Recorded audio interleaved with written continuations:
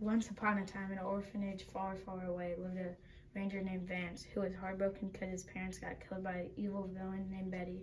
This humiliated Vance because he didn't finish his goal to get his parents to adopt him back. Vance's sidekick is the llama 3000 that shoots out poison. The llama sits on his shoulders.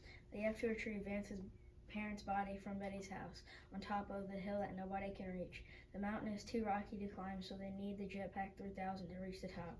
With the llama's eagle eyes, he could see it, but the hawk's eyes couldn't.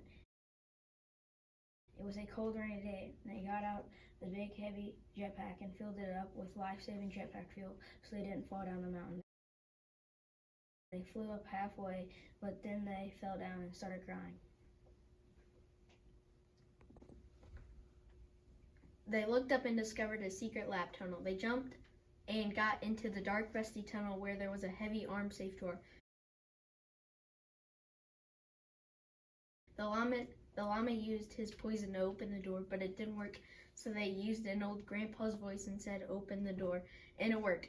When the door opened, they screamed out of fear. The llama shot poison out of its mouth, then hit the ogre that was rubbing his crusty, musty belly.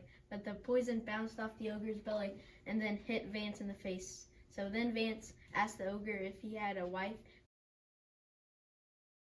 The ogre ran away and started bawling his eyes out.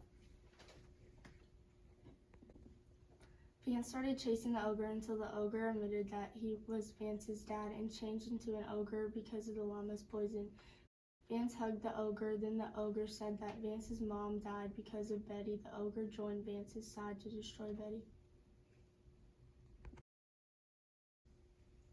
For once they got halfway up the mountain. Betty pushed a boulder down the mountain and almost hit Vance and the llama. But the ogre jumped out and used his big crusty belly to bounce the boulder up and hit Betty. Then Vance and his sidekicks hiked up the mountain and got the special potion to bring back his mom. Once his mom came back to life, then she realized that Vance fulfilled his dream of getting his parents to adopt him back.